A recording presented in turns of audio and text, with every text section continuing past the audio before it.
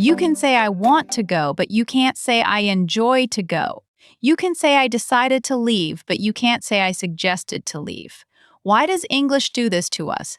Today we're going to fix it so clearly that you'll never guess again. Hey everyone, welcome to Speak Like a Native. I'm Maya. And I'm Leo. And Maya, you just described my entire life of English mistakes in 10 seconds. I've been guessing for years.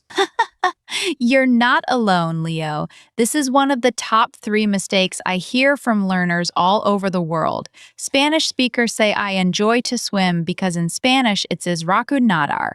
Arabic speakers do it too. Chinese speakers, same thing. Almost every language either has a different structure or one single form for everything. Right, because in Chinese, we don't change the verb form at all. We just use one word and you know from context. So how do we know when to use ing and when to use to plus the verb? That's exactly what we're breaking down today. And here's the good news. It's not random.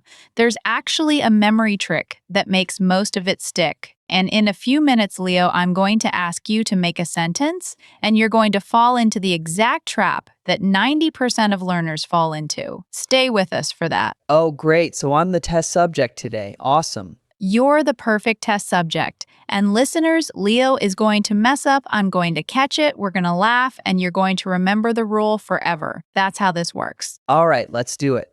Where do we even start with this? Let's start with a real-life moment. Imagine you're at a coffee shop with a new friend. You're sitting down, the vibe is good, and your friend asks, "So what do you like doing on weekends?" Now, how would you answer that? I'd say something like, I like to hike, or I like hiking. Both of those sound right to me, actually. Exactly. And you know what? Both of those are correct. I like to hike and I like hiking are both perfectly fine.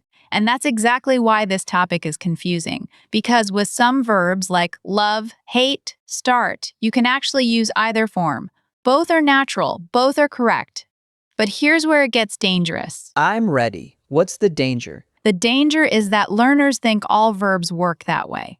So they hear I like to hike and I like hiking, and they assume every verb can take both forms. And then they say something like, I enjoy to hike, and suddenly, to a native speaker's ear, it's like scratching a fork on a plate. Wait, really? I enjoy to hike. Is that bad? It's not disaster level bad. People will understand you, but it's a clear signal that English isn't your first language. And that's fine if you don't mind, but I know most of our listeners want to get closer to that native-sounding level. And this one rule, if you nail it, eliminates one of the biggest giveaways. Okay, so give me the big picture first. Is there a system, or do we just have to memorize everything? There's a system, and I'm going to give it to you in 2 categories. Category 1, verbs that must taking. Category 2, verbs that must take to plus the verb.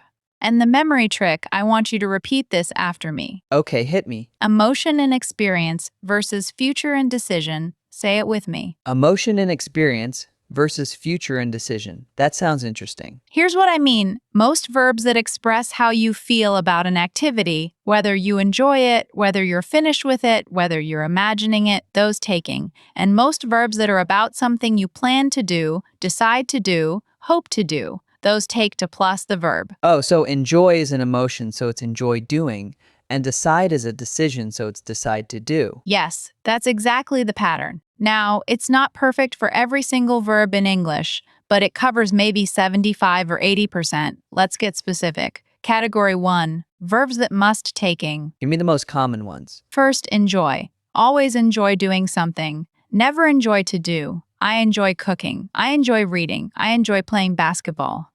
If you say I enjoy to cook, native speakers will still understand you, but their brain does a little stutter. Okay, enjoy doing. Got it. What else? Number 2, finish. Always finish doing. I finished eating. I finished cleaning the house. She finished writing her report. Never I finished to eat. That one sounds really strange. Yeah, I finished to eat does sound weird. I can hear that now. Number 3, avoid. Avoid doing something. I avoid eating sugar. He avoids talking about politics. They avoided driving in the snowstorm.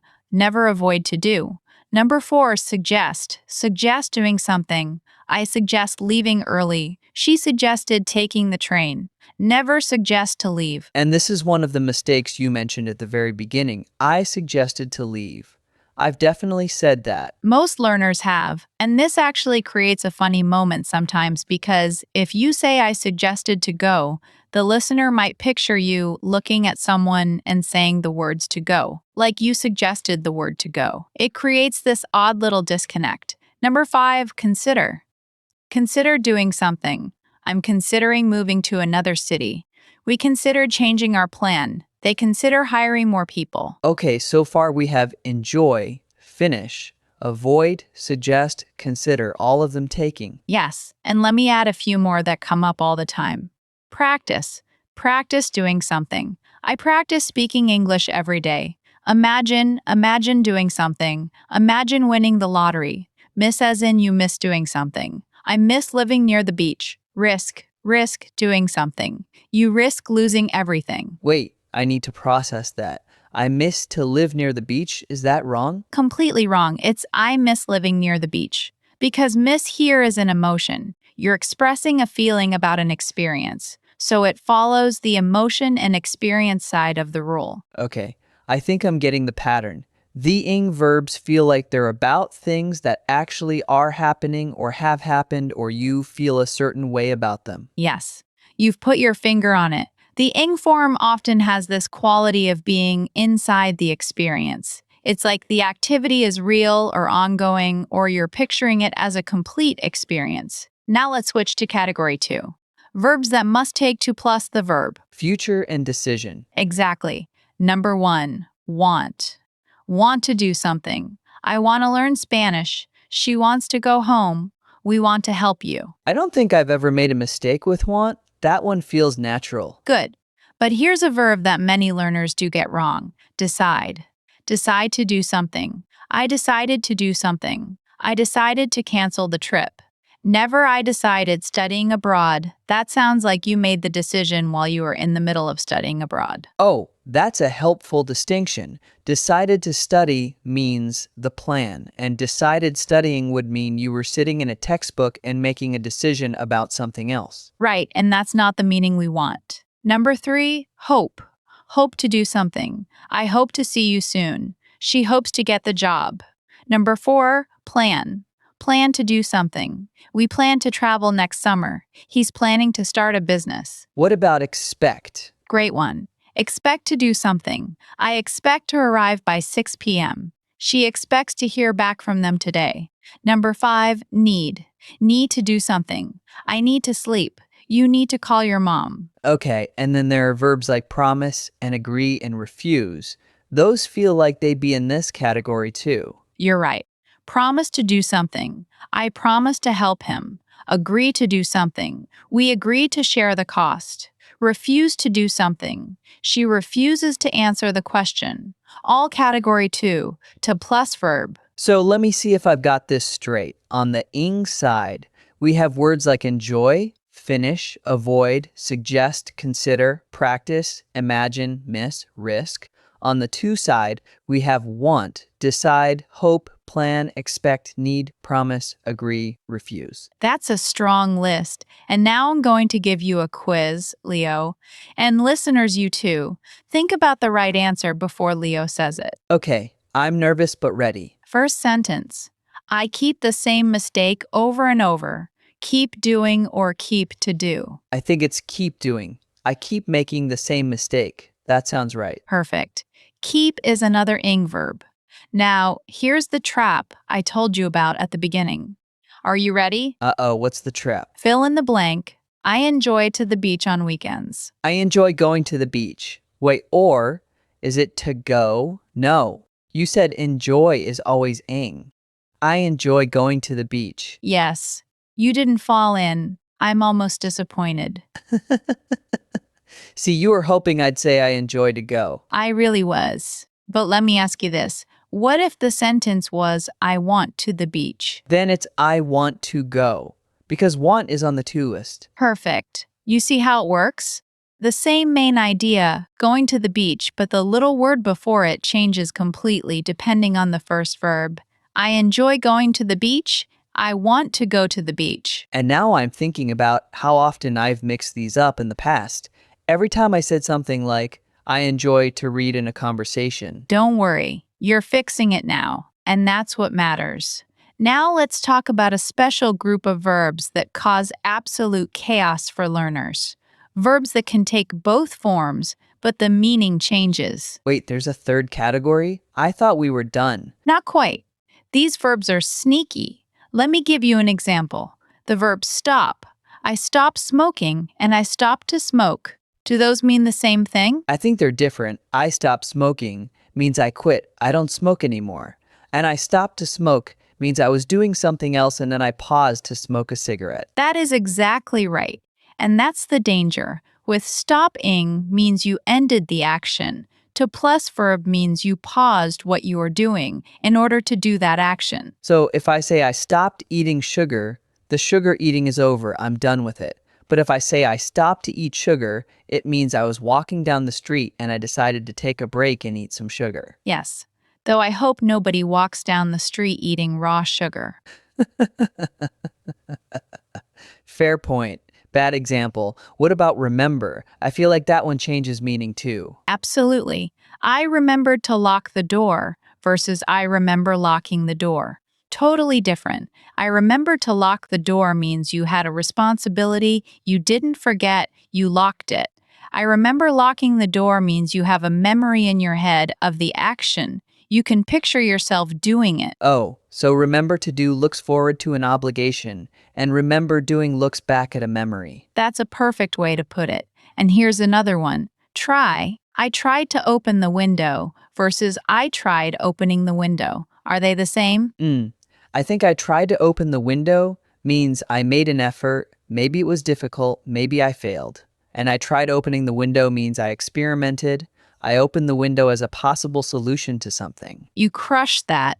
That's exactly it. Try to do, suggest difficulty, effort, struggle. Try doing suggests an experiment, a suggestion, a test. If your room is hot, you might say, I tried to open the window, but it was stuck. That's effort. If your friend has a headache, you might say, try drinking more water. That's a suggestion. So try drinking more water is ing because it's a suggestion, an experiment, but try to drink more water would mean I'm making an effort, but it's hard for some reason. Yes, exactly. And there's one more really important pair. Forget. I forgot to send the email versus I'll never forget meeting her. Same pattern as remember, right? Forgot to send is about a missed obligation. Forget meeting is about a memory. Nailed it. Now let's hear those in a real-life story, because stories stick better than rules. Imagine you're at work. You have a project due. You keep checking your phone because you're nervous. Your coworker says, hey, you seem stressed. You say, yeah, I need to finish this report by 4 p.m. I've been trying to stay focused, but I keep getting distracted. In that sentence, need to finish, that's category 2, future, obligation. Trying to stay, again, effort, difficulty, to plus verb. Keep getting, keep is always ing. 3 different rules in one natural sentence. Okay, that's helpful. Let me try another scene. I'm at a party. I want to tell someone about my hobbies. I say, I enjoy cooking. Then I talk about my friend, and I say, she suggested taking a class together. Then I talk about plans, and I say, we decided to sign up next month. You didn't make a single mistake in that whole paragraph. Enjoy cooking, suggested taking, decided to sign up. All perfect. I have to admit, I was pausing in my head each time to check, but it's getting faster. That's how it works. At first you pause and check. Then it becomes automatic. Now, let's talk about some common mistakes that learners from different backgrounds make. I've noticed that Spanish speakers often say, I enjoy to swim, because in Spanish, the structure is disraco nadar. There's no change in the second verb. And in Chinese, we don't conjugate verbs at all. So the concept of changing the second verb form is completely foreign. We just say the equivalent of I enjoy swim or I want swim, and context does all the work. Right. And Arabic speakers have a similar challenge. Arabic verbal nouns function differently, so mapping the in versus to structure onto Arabic grammar is tricky. But here's the good news. Once you internalize the pattern, emotion, experience, and ongoing things take in, future, decision, and obligation take to plus verb, you got most of it covered. Maya, you mentioned most of it. What about the exceptions? There are always exceptions in English. but I want to give you a practical short list of common verbs where both forms work and the meaning doesn't change. Earlier, we talked about like love, hate, start, begin, continue. With these, you can use either form. I like to swim, or I like swimming. It started to rain, or it started raining. No difference. Feel free to use whichever comes out of your mouth. That's a relief. So some verbs are just safe. Some verbs are safe, but the ones we drilled, enjoy, finish, avoid, suggest, consider, practice, imagine, miss, risk, keep. Those strictly taking and want, decide, hope, plan, expect, need, promise, agree, refuse, those strictly take to plus the verb. If you master just those, you eliminate probably 90% of the errors learners make. Okay, give me another challenge. I want to lock this in. I'll give you 5 quick fill in the blanks. Listeners, play along. Number 1, she avoided him at the party. Avoided seeing or avoided to see. Avoided seeing. Avoid takes in. Correct. Number 2, we hope you next weekend. Hope seeing or hope to see. Hope to see. Hope is on the to list. Good. Number 3, he finished the book at midnight. Finished reading or finished to read. Finished reading. Finish takes in. Number 4, they refused the documents. Refused signing or refused to sign. Refuse to sign. Refuse takes to. Last one, I miss my grandparents. Miss visiting or miss to visit. Miss visiting. Another emotion, another in. Perfect score. You're graduating. I feel like I've unlocked something. It's not as scary as I thought. The list is manageable. It really is. Most high-frequency verbs cluster into one of the 2 categories, and the ones that can swing both ways are usually easy to spot. The key is to stop guessing. When you learn a new verb, you should automatically ask, does this take ening or to? And you can test it with a simple sentence. If you're not sure, think about our rule. Is it about emotion, experience, or an ongoing state? Probably in. Is it about a future plan, a decision, an obligation? Probably to. What about writing? Is this more important in speaking or in writing? Both. But the mistakes are more visible in writing. In a spoken conversation, people might not even notice a small slip. But if you write, I suggest to change the plan in a formal email, it does stand out as non-native. It's the kind of error that might not break communication but could affect how professional you sound. Now, here's the part that surprises most people. You said earlier, I'm waiting for the big surprise. Here it is. A lot of learners assume that the more you study grammar, the more you'll sound native. But actually, sounding native isn't about knowing every single exception. It's about mastering the top 20 most common verb patterns, so they come out automatically.